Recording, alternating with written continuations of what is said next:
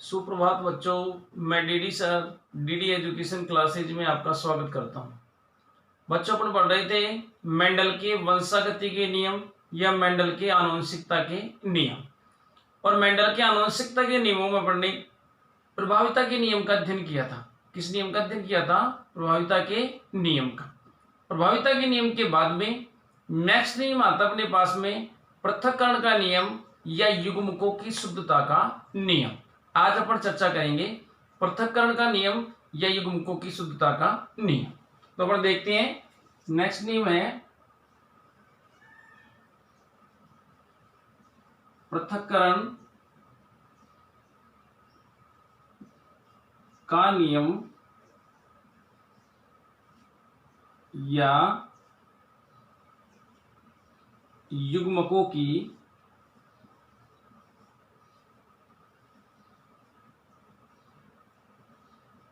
शुद्धता का नियम। युग्मकों की शुद्धता का नियम। देखो बच्चों, इसको हमने जो लाइनर डायग्राम पढ़ा था प्रभाविता के नियम में, वो लाइनर डायग्राम एक बार बनाते हैं हम, उसके बाद में इस नियम को समझने की कोशिश करते हैं। देखो, हमने एक एग्जाम्पल लिया था वहां पर कि दो जनक पादप हैं, एक समयुग्मजी लंबा है, एक क्या है? समयुग्मजी लंबा, जिसका संकरण किसके साथ में करवाया था?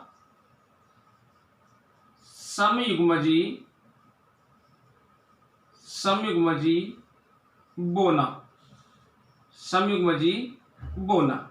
और ये क्या है? जनक पादप या पेरेंटल पीढ़ी के नाम जानते, पेरेंटल जनरेशन के नाम से जानते। यहां पर ने किया था अर्धसूत्री विभाजन। क्या किया था? अर्धसूत्री विभाजन और युग्मक बने थे। इससे युग्मक बने कैपिटल टी और इससे बने थे स्मॉल टी। उसके बाद में इससे युग्मनज बना था कैपिटल टी स्मॉल टी। इसके बाद इससे बना कैपिटल टी स्मॉल टी।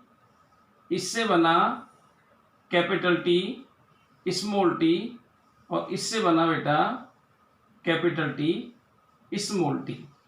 और ये पीडी क्या कहलाई थी? F1 PD. क्या कहलाई? F1 PD. ये बन गए युग्मक। ये क्या बने थे? युग्मक। और ये क्या था बेटा? विषम युग्मजी लंबा। विषम युग्मजी लंबा। उसके बाद में अपन ने करवाया था कि F1 पीडी में स्वपरागण करवाया था। क्या करवाया? F1 पीडी में स्वपरागण। F1 पीडी में स्वपरागण करवाया तो जो दोनों पेरेंट ले रहे हैं अपन, वो समान होंगे। दोनों क्या होंगे? जनक समान होते हैं। इस प्रकार ये क्या किया अपन ने? अर्धसूत्री विभाजन कैपिटल टी स्मॉल टी, इसका अर्धसूत्री विभाजन करेंगे तो कैपिटल टी स्मॉल टी। और युग्मनज की बात करें, युग्मनज बनेंगे इससे, तो ये कैपिटल टी और ये स्मॉल टी, कैपिटल टी और इसके साथ में कैपिटल टी। इसके बाद में कैपिटल टी स्मॉल टी। इसके बाद में कैपिटल टी और ये स्मॉल टी और उसके बाद में ये क्या बना? Small T. ये कौन सी पीढ़ी होगी बेटा? F2 पीढ़ी। और ये क्या हो रहा है? F1 पीढ़ी में स्वपरागण। F1 पीढ़ी में स्वपरागण। और ये क्या बने बेटा? युग्मक। क्या बन गए यहां पर? ये युग्मक। ये बताया मैंने आपको, ये क्या हो रहा है? अर्धसूत्री विभाजन। नीचे भी अर्धसूत्री विभाजन हो रहा है, वहां अर्धसूत्री विभाजन। तो देखो बेटा, यहां अपन ने देखा था कि हमने समयुग्मजी लंबे और समयुग्मजी बोने पादपों के मध्य संकरण करवाया। जब समयुग्मजी लंबे व समयुग्मजी बोने पादपों के मध्य हमने संकरण करवाया, युग्मक बने, सूत्री विभाजन हुआ, युग्मक बने और युग्मक बनने के बाद में विषम युग्मजी लंबे प्राप्त हुई। F1PD में सारे पादप कैसे प्राप्त हुए? विषम युग्मजी लंबे। अब देखो यहाँ F1PD में जब विषम युग्मजी लंबे प्राप्त हुए सारे पादप, तो एक बात दिमाग में आती है हमारी कि बाहर से हम देख रहे हैं तो सारे पादप लंबे हैं, सारे पादप लंबे हैं। ये तो जब हम आनुवंशिक संगठन देखते हैं तो हमको पता चलता है कि ये सारे के सारे अशुद्ध लंबे हैं, लेकिन बाहर से देख रहे हैं तो सारे सारे पादप लंबे प्राप्त हो रहे हैं। इसका मतलब हमारे दिमाग में एक बात तो चलती है कि साहब ये बोनेपन का जो लक्षण था F1PD में जब सारे पादप लंबे प्राप्त हुए तो एक बात निकल करके आती है कि साहब यहाँ तो एक जनक जो था, एक तो लंबा जनक था और एक कौन सा था? बोना। तो लक्षण बोनेपन का भी यहाँ आना चाहिए क्योंकि एक जनक बोना था। ऐसी स्थिति में दिमाग में आती है कि साहब यहाँ जो बोनेपन का लक्षण था वो प्रकट कैसे नहीं हुआ? तो एक बात तो ये आती है कि बोनेपन का लक्षण प्रकट इसलिए नहीं हुआ कि हो सकता है बोनेपन का लक्षण समाप्त हो गया हो, बोनेपन का लक्षण समाप्त हो गया हो, नष्ट हो गया हो। लेकिन वास्तव में ऐसा नहीं होता है। बोनेपन का लक्षण क्या हुआ था यहाँ कि जो बोनेपन का लक्षण था वो अप्रभावी लक्षण था। वो कैसा लक्षण था? अप्रभावी लक्षण था। इसलिए बोनेपन का लक्षण यहाँ F1PD में प्रकट नहीं हुआ और जो लंबेपन का लक्षण था उस लंबेपन के लक्षण के द्वारा वह बोनेपन का लक्षण दबा दिया गया, यानी कि छिप गया, नष्ट नहीं हुआ। वो क्या हुआ? लंबेपन के प्रभाव के कारण बोनेपन का जो है प्रभावी लक्षण था वो छिप गया। इस बात का पता कैसे चला कि जब हम स्वपरागण कराते हैं F1PD के पादपों में, जब स्वपरागण करवाते हैं तो युग्मक बनते हैं और युग्मक बनने के बाद में जब युग्मनज बनते हैं तो युग्मनज में हमने देखा 25% पादप ऐसे भी दिखाई देते हमको जो बोने थे। जो क्या थे? बोने थे। इसका मतलब ये हुआ कि जो बोनेपन का लक्षण था वो F1PD में नष्ट नहीं हुआ था, F1PD में नष्ट नहीं हुआ था, बल्कि लंबेपन का जो प्रभाव था उस प्रभाव के कारण वो छिप गया था। वो क्या हो गया था? छिप गया था। और जब F1PD के पादपों में F2PD प्राप्त करने के लिए हमने स्वपरागण करवाया तो उस समय क्या हुआ कि जब युग्मक बने, जब क्या बने? युग्मक बने। तो ऐसी स्थिति में युग्मक बनते समय जो दोनों युग्म विकल्पी थे, जो दोनों युग्म विकल्पी थे, वो दोनों युग्म विकल्पी एक दूसरे से अलग हो जाते हैं, एक दूसरे से अलग हो जाते हैं। तो एक अपने पास में शब्द है पृथक्करण का नियम। पृथक का मतलब अलग होना। क्या बेटा? पृथक का मतलब अलग होना। तो ये जो पृथक्करण का नियम दे रहे हैं उसकी डेफिनेशन यहीं से होती है कि जो F1PD में हमको संकर पादप प्राप्त हुए थे, F1PD में हमको संकर पादप प्राप्त हुए थे। F1PD के पादप को हाइब्रिड या संकर बोलते हैं, पहले अपन ने जाना ही, डेफिनेशन के बारे में पढ़ा है। तो F1PD में जो संकर पादप या विषम युग्मजी पादप प्राप्त हुए थे वो विषम युग्म, उन विषम युग्मजी पादपों के मध्य, ये F1PD के संकर पादपों के मध्य जब स्वपरागण करवाते हम F2PD प्राप्त करने के लिए, तो युग्मक बनते समय, जब युग्मक बनते हैं तो दोनों युग्म विकल्पी अलग अलग हो जाते हैं। दोनों युग्म विकल्पी अलग अलग हो जाते हैं। और ये अलग अलग होना, दोनों युग्म विकल्पियों का अलग अलग होना ही क्या कहलाता है? पृथक्करण। क्या कहलाता है? पृथक्करण। और दोनों युग्म विकल्पी अलग अलग नहीं हुए, ये अपने पास में युग्मनज था, दोनों युग्म विकल्पी क्या हो गए? यहाँ अलग अलग हो गए। क्या हो गए? अलग अलग हो गए। और अलग अलग होकर के अलग अलग युग्मकों में चले गए, अलग अलग युग्मकों में चले गए। क्या चले गए? युग्म विकल्पी। यहाँ दो युग्म विकल्पी हैं, एक ये और एक ये, दोनों अलग अलग हो गए और एक युग्मक ये बन गया और एक युग्मक ये बन गया। यानी कि दोनों युग्म विकल्पी अलग अलग होकर दो अलग अलग युग्मकों में चले गए, दो अलग अलग युग्मकों में चले गए। और ये दोनों अलग अलग युग्मकों में जाना ही क्या कहलाया? पृथक्करण। क्या कहलाया बेटा? पृथक्करण। इसके साथ में एक शब्द और आया अपने पास में, युग्मकों की शुद्धता। एक नाम और आया अपने पास में, युग्मकों की शुद्धता। क्या नाम आया बेटा इसी नियम में? दूसरा नाम क्या आया? युग्मकों की शुद्धता। अब देखो ये युग्मक बन रहे हैं, ये क्या बन रहे हैं? युग्मक बन रहे हैं। तो अपन जान रहे हैं कि प्रत्येक युग्मक में एक लक्षण के लिए एक युग्म विकल्पी पाया जा रहा है।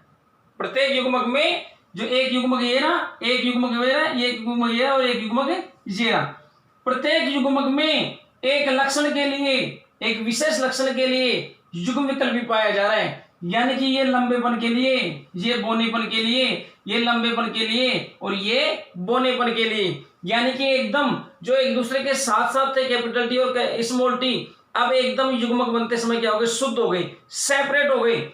यानी कि ये भी शुद्ध हो गए पता है लंबेपन के लिए और ये किसके लिए, बोनेपन के लिए। यानी कि जो संदूषित हो रहे थे एक दूसरे की वजह से F1PD में, F1PD में एक दूसरे की वजह से संदूषित हो रहे थे, अशुद्ध हो रहे थे, वे दोनों अलग अलग युग्मकों में जाने के पश्चात क्या हो गए, शुद्ध हो गए। लक्षणों के हिसाब से भी क्या हो गए, शुद्ध हो गए, ये लंबेपन के लिए और ये बोनेपन के लिए। इसीलिए इसको क्या बोले, नियम को युग्मकों की शुद्धता का नियम, युग्मकों की शुद्धता का नियम।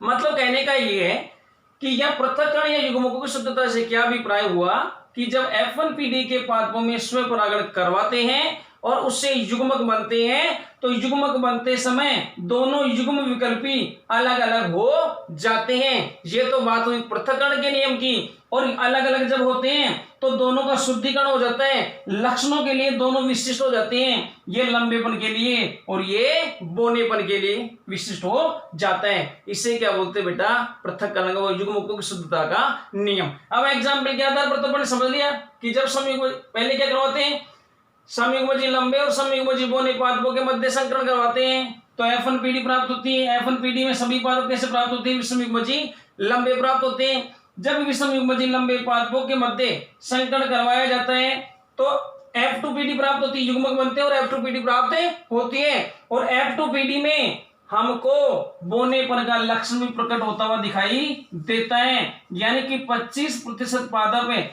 ऐसे भी प्राप्त होते हैं जो बोने होते हैं, ऐसे प्राप्त होते हैं जो बोने होते हैं। इससे यह भी स्पष्ट हो जाता है कि जो बोनेपन का लक्षण था, जो F1PD में प्रकट नहीं हुआ था, वो लक्षण नष्ट नहीं हुआ था बल्कि प्रभावी लक्षण से दबा दिया गया था। और जब F2PD का स्वपरागण करवाते समय, F2PD के लिए स्वपरागण करवाते समय वो जो दोनों युग्मक थे एक दूसरे से संदूषित हो रहे थे, वो शुद्ध हो जाते हैं, युग्मक बनते समय क्या हो जाते हैं, शुद्ध हो जाते हैं और लक्षण भी अपने आप में विशिष्ट हो जाता है, लक्षण भी अपने आप में अलग हो जाते हैं और 25% पौधे इसीलिए F2PD में हमको बोने प्राप्त हो जाती। आई बात समझ बेटा। इसके बाद में देखो अपन पढ़ते हैं, एक देखा था पढ़ने पहले कि प्रभाविता का नियम में देखा था पढ़ने कि प्रभाविता का नियम एकल संकरण के परिणामों पर आधारित है। प्रभाविता का नियम एकल संकरण के परिणामों पर आधारित है। तो बेटा यहां भी अपन एक संकर संकरण के आधार पर ही समझ रहे हैं इस नियम को भी, इस नियम को भी एक संकर संकरण के आधार पर ही समझ रहे हैं, क्योंकि लंबाई का लक्षण लेकर ही अपन समझ रहे हैं। तो ये भी क्या है बेटा, एकल संकरण के परिणामों पर आधारित है, एकल संकरण के परिणामों पर आधारित है। नेक्स्ट टॉपिक की बात करेंगे अपन, नेक्स्ट नियम की बात करते हैं। ये इसमें जैसे F2PD में अपन लक्षण प्ररूप और जीन प्ररूप निकाले एकल संकर संकरण का, तो लक्षण प्ररूप का अनुपात तो क्या प्राप्त हो बेटा, ये 3 लंबे तो 3:1 और जीन प्ररूप का अपन ने पहले पढ़ रखा था, क्या प्राप्त होगा, कैपिटल टी कितने 1, कैपिटल टी स्मॉल टी कितने 2 और स्मॉल टी कितने बेटा 1। तो जीन प्ररूप का अनुपात क्या प्राप्त होगा यहाँ पर 1:2:1। तो साहब प्रश्न कैसे पूछा जा सकता है, एकल संकरण एक संकर संकरण की F2PD में लक्षण प्ररूप का अनुपात क्या प्राप्त होता है 3:1। क्या प्राप्त होता है बेटा 3:1 और जीन प्ररूप का अनुपात 1:2:1 प्राप्त होता है। इसके बाद में बेटा अपन चलते हैं नेक्स्ट नियम पर। इसमें देखो आपकी बुक में इससे संबंधित आपके बैक क्रॉस भी दे रखा है, क्या दे रखा है, बैक क्रॉस दे रखा है, इसके साथ साथ आउट क्रॉस दे रखा है, इसमें इसके साथ साथ टेस्ट क्रॉस दे रखा है, तीनों और दे रखे हैं आपकी बुक में। जो प्रभाविता का नियम है उसके साथ साथ वो तीनों भी दिए गए हैं, लेकिन उन तीनों के बारे में हम पहले पढ़ चुके हैं, तीनों के बारे में पहले पढ़ चुके हैं। हम बाह्य संकरण में पढ़ चुके हैं, हम परीक्षण संकरण में पढ़ चुके हैं और जिनके ये दोनों प्रकार हैं, जिनके ये दोनों प्रकार हैं उसके बारे में भी हम पढ़ चुके हैं। नेक्स्ट आ रहा है अपने पास में स्वतंत्र अपव्यवन का नियम। तीसरा नियम कौन सा आता है, तीसरा नियम कौन सा आ रहा है अपने पास में, स्वतंत्र अपव्यूहन का नियम। स्वतंत्र अपव्यूहन का नियम, स्वतंत्र अपव्यूहन का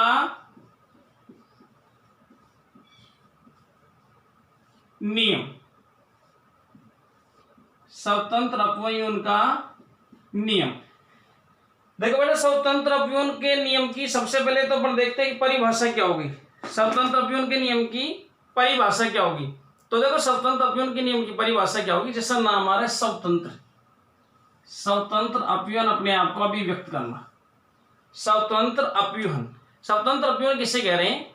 कि जब हम दो जोड़ी विपर्यासी लक्षणों वाले पादपों के मध्य संकरण करवाते हैं, या दो जोड़ी विपर्यासी लक्षण वाले पादपों के मध्य संकरण करवाते हैं। कैसे? कि जैसे अपने पास में कैपिटल टी अपन ने करवाया, कैपिटल वाई और कैपिटल आर, यानी कि एक पादप तो कैसा है बेटा अपने पास में पीला और गोल बीज वाला। कैसा? पीला और गोल बीज वाला। और पीला और गोल, पीला गोल, जिसका संकरण से किससे करवाया अपन ने? Small Y small are. ये कैसा है? हरा झुर्रीदार, हरा और कैसा है? झुर्रीदार। तो देखो बेटा, दो के मध्य संकरण करवा रहे हैं हम, दो विपर्यासी लक्षणों वाले पादपों के मध्य संकरण करवा रहे हैं। तो यहां कहने का मतलब क्या होगा अपने, कि जब दो विपर्यासी लक्षण वाले पादपों के मध्य संकरण करवाते हैं तो एक जोड़ी विपर्यासी लक्षण की वंशागति का प्रभाव दूसरी जोड़ी विपर्यासी लक्षण की वंशागति पर नहीं पड़ता है, और इसे ही हम स्वतंत्र अपव्यय का नियम के नाम से जानते हैं। यानी कि जो दोनों लक्षण हैं वो स्वतंत्रता पूर्वक अपनी अभिव्यक्ति करते हैं। अब आप बोलोगे सब स्वतंत्रता पूर्वक कैसे अभिव्यक्ति कर रहे हैं? देखो बेटा, हमने दो लक्षण लिए, एक तो लिया अपन ने बीज का रंग। क्या लिया है? एक लक्षण तो क्या है? बीज का रंग, कि पीला बीज है, पीला, और उसका अल्टरनेट क्या है? हरा। एक दूसरा लक्षण हो गया बीज गोल है और एक झुर्रीदार है। यानी कि दो लक्षण अपने पास में कौन कौन से? एक तो बीज का रंग, एक तो क्या बेटा अपने पास में बीज का रंग, और दूसरा क्या है? बीज का आकार, बीज का आकार। एक तो बीज का रंग और दूसरा बीज का आकार। इन दो लक्षण, ये दो विपर्यासी लक्षण है, ये दो विपर्यासी लक्षण है।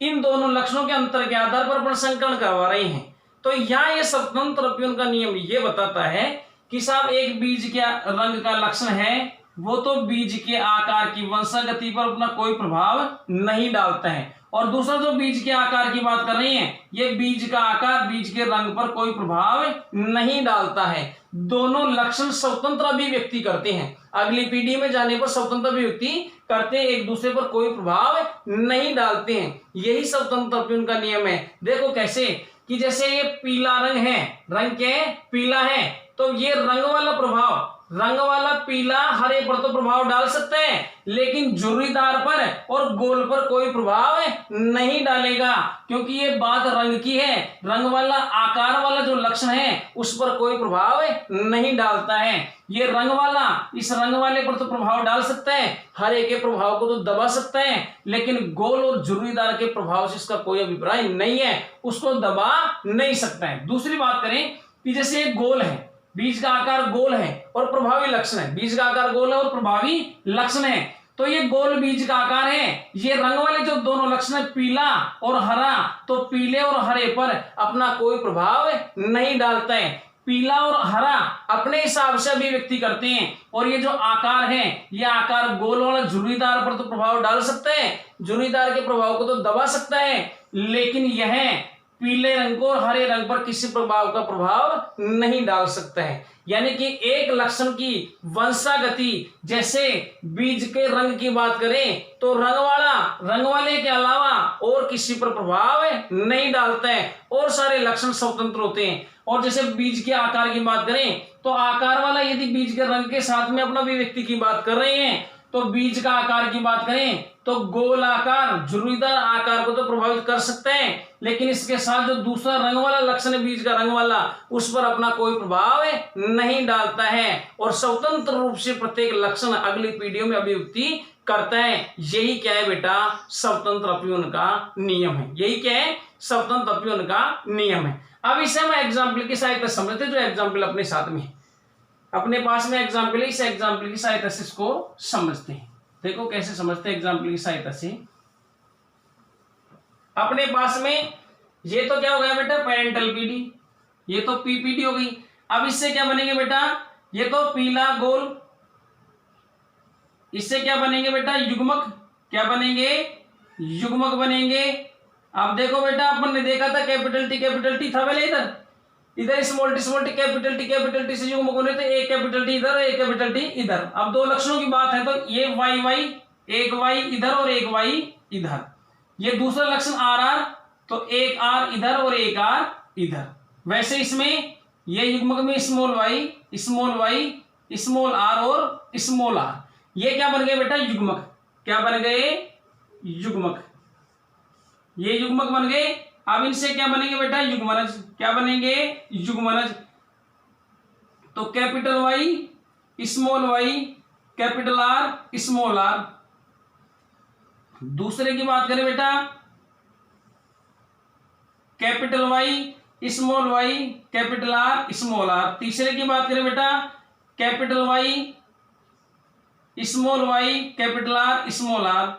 चौथे की बात करें, capital Y, small Y, capital R, small are. ये बेटा F1 PD प्राप्त हो गई अपने को। क्या प्राप्त हो गई, F1 PD प्राप्त हो गई।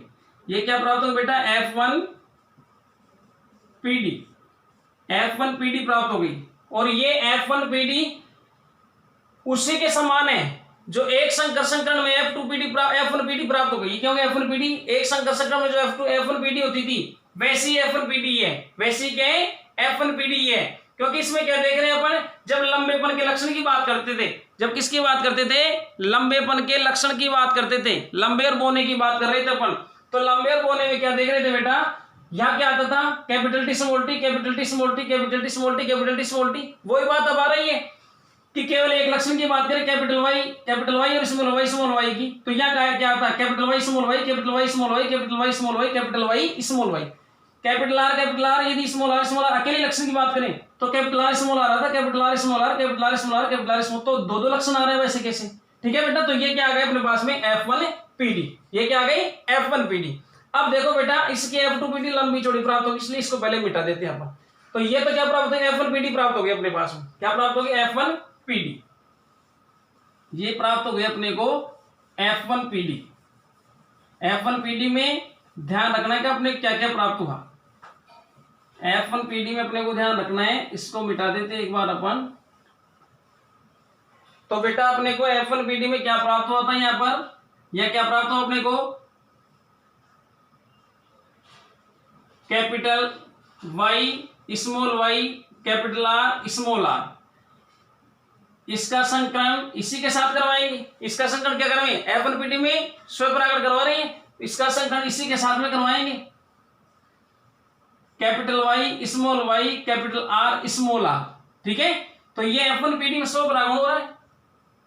F1 PD में स्वपरागण क्या हो रहा है बेटा, F1 PD में स्वपरागण। तो देखो युग्मक बनेंगे, क्या बनेंगे बेटा, युग्मक। यह ध्यान रखने वाली बात है बेटा, अभी तक अपन ने पढ़ा था दो दो युग्मक बन रहे थे, यहां चार युग्मक बनेंगे। ये समझने वाली बात है, कैसे बनेंगे चार युग्मक। देखो बेटा, चार युग्मक कैसे कैसे बन रहे हैं। देखो कैपिटल वाई का आर के साथ युग्मक बनाएंगे, तो बड़े आर के साथ कैपिटल वाई, कैपिटल आर। फिर कैपिटल वाई का स्मॉल आर के साथ कैपिटल वाई, स्मॉल आर। फिर स्मॉल वाई का दोनों आर के साथ स्मॉल वाई, कैपिटल आर, और स्मॉल वाई, स्मॉल आर। इधर वैसे ही चार बन जाएंगे युग्मक। यही ध्यान रखने वाली बात है। वही capital Y, capital R, capital Y का स्मॉल आर के साथ। फिर उसके बाद में small Y, capital R, small Y और स्मॉल आर। ये क्या बन गए बेटा, युग्मक। क्या बन गए, युग्मक। क्या बन गए बेटा, युग्मक बन गए। ये क्या था अपने पास में, F1 PD में स्वपरागण करवाया, तो ये F1 PD तो ये प्राप्त हो गई थी अपने को पहले ही, F1 PD ये प्राप्त हो गई थी। अब इससे क्या बन गया बेटा, युग्मक बन गई। Capital Y, capital R, capital Y का फिर स्मॉल आर के साथ में, फिर स्मॉल वाई का कैपिटल आर के साथ में, स्मॉल वाई का स्मॉल आर के साथ में। तो ये क्या बन गया बेटा अपने पास में, युग्मक बन गए। क्या बन गए, युग्मक। अब बेटा इससे बनाना अपने को इससे क्या बनाएंगे, युग्मनज बनेंगे, आपस में क्या बनेंगे, युग्मनज। तो इसको एक चौकोर बोर्ड के अंदर बनाते हैं। ऐसे तो लंबी श्रृंखला बन जाएगी, ऐसे तो क्या बन जाएगी, लंबी श्रृंखला बन जाएगी।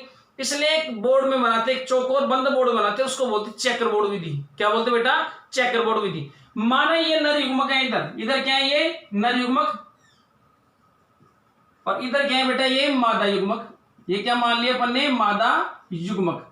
दोनों तरफ युग्मक ही है, लेकिन एक तरफ नर युग्मक और एक तरफ मादा युग्मक। अब देखो बेटा चेकर बोर्ड विधि में क्या करते हैं अपन, कि जैसे एक तरफ ले ले नर युग्मक अपन ने, capital Y, capital R, capital Y, small are, small Y, capital R, और small Y, small are, small Y, small are. ये आ गए अपने पास में। एक तरफ तो बेटा ये ले लिए अपन ने, और दूसरी तरफ कौन से युग्मक ले लें, ये युग्मक ले लें, ये भी सेम है, capital Y, capital R, capital Y, small are, small Y, capital R, और बेटा लास्ट में क्या हो जाएगा, small Y, small R. Last में क्या हो जाएगा, स्मॉल वाई और स्मॉल आर। ठीक है बेटा, ये प्राप्त हो जाएगा अपने को। अब इसमें देखो चेकर बोर्ड बना देते हैं अपन। ऐसे कैसे, ये चेकर बोर्ड बना दिया अपन ने,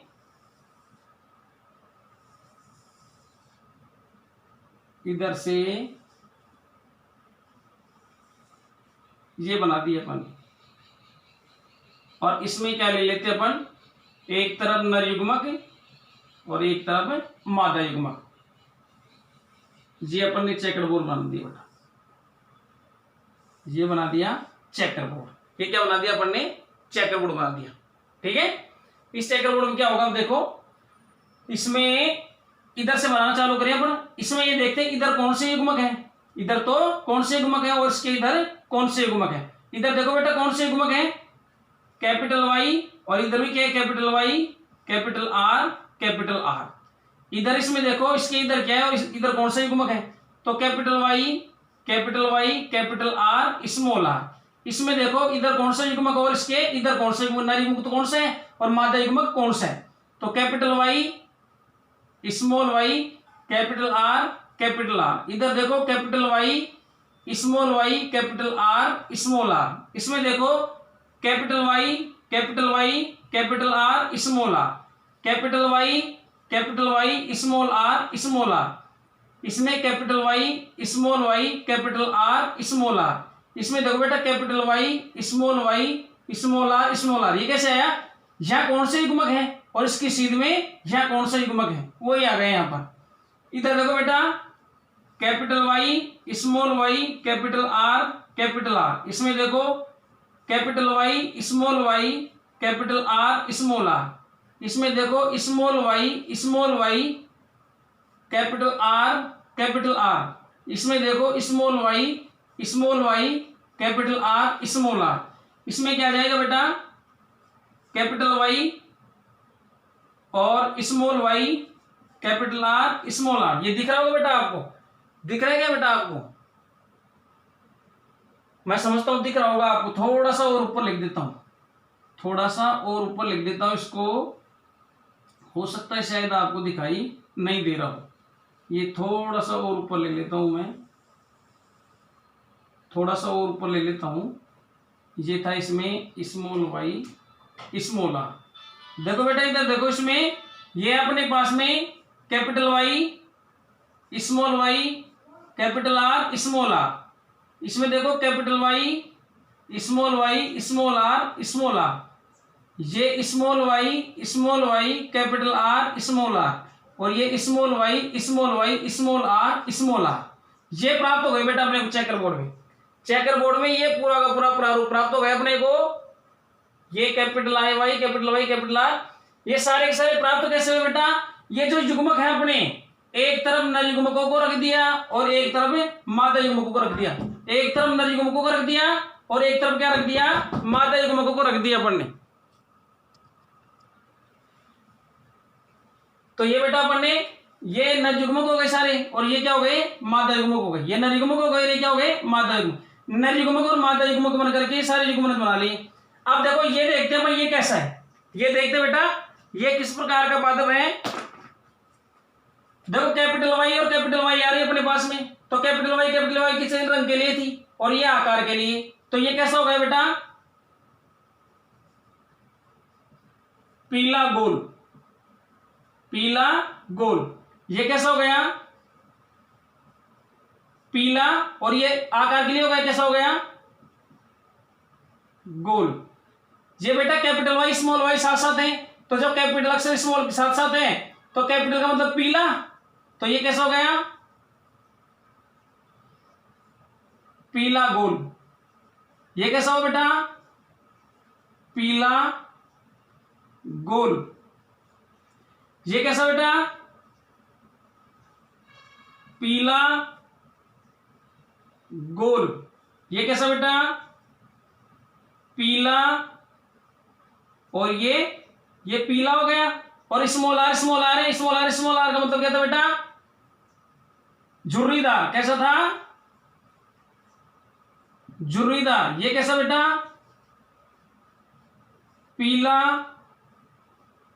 गोल। ये कैसा बेटा, पीला, और ये झुर्रीदार। ये कैसा बेटा, पीला और गोल। ये बेटा पीला और गोल। ये बेटा कैसा, ये कैसा अपने पास में, हरा, हरा और गोल। ये बेटा हरा और गोल। ये कैसा, पीला और गोल। ये बेटा पीला और झुर्रीदार, पीला और झुर्रीदार। ये कैसा, हरा और गोल। ये कैसा बेटा, हरा और झुर्रीदार, हरा और झुर्रीदार। तो देखो बेटा अपने को ये चेकर बोर्ड प्राप्त हुआ। इस चेकर बोर्ड में कैसे कैसे प्राप्त हुए रंग, ये कैसा, पीला गोल, ये पीला गोल, ये पीला गोल, ये पीला गोल, पीला गोल, पीला गोल, पीला गोल। तो देखो बेटा लक्षण प्ररूप के आधार पर कैसे प्राप्त हो गए अपने को, लक्षण प्ररूप, लक्षण प्ररूप के आधार पर देखो अपने को पीला गोल कितने प्राप्त हुए, 1 2 3 4 5 6 7 8 और 9। 9 तो कैसे प्राप्त हो बेटा, पीला और गोल, पीला गोल कितने हुए, 9। ठीक है, इसके बाद में देखो ये तो पीले गोल हो गए सारे। ये पीला झुर्रीदार, ये कैसा है, पीला, पीले झुर्रीदार कितने हो बेटा, 1 2 और 3, 1 2 और ये 3, ये 3 प्राप्त हो गए।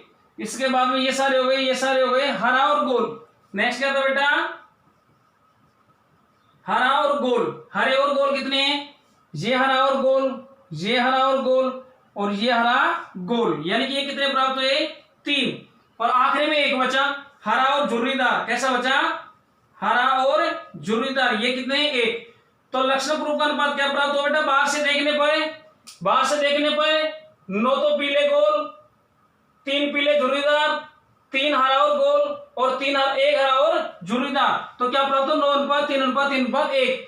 यही पढ़ा था मैंने द्विसंकर संकरण की F2PD में लक्षण प्ररूप का अनुपात क्या प्राप्त होता है, 9:3:3:1 प्राप्त होता है। अब देखो बेटा इसमें आते हैं अपन, नेक्स्ट पर आते हैं, इसमें नेक्स्ट आते हैं अपन कि साहब जीन प्ररूप का अनुपात क्या प्राप्त हुआ। जीन प्ररूप का अनुपात क्या प्राप्त हो, तो देखो जीन प्ररूप का अनुपात देखो, capital Y, capital Y, capital Y, capital R ऐसे कितने बेटा, ऐसा 1 है, ऐसा ये 1 है।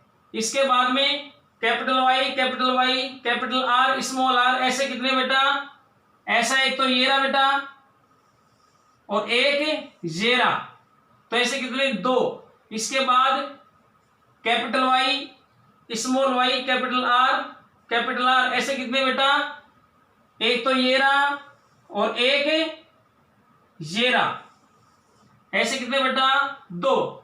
ठीक है, इसके बाद बेटा ये आगे बढ़ते जाएंगे ऐसे कैसे अपन, capital Y small Y capital R small are, ऐसे कितने बेटे, 1 2 ये 3 और ये 4, तो ऐसे कितने 4। इसके बाद ये सारे हो गए बेटा।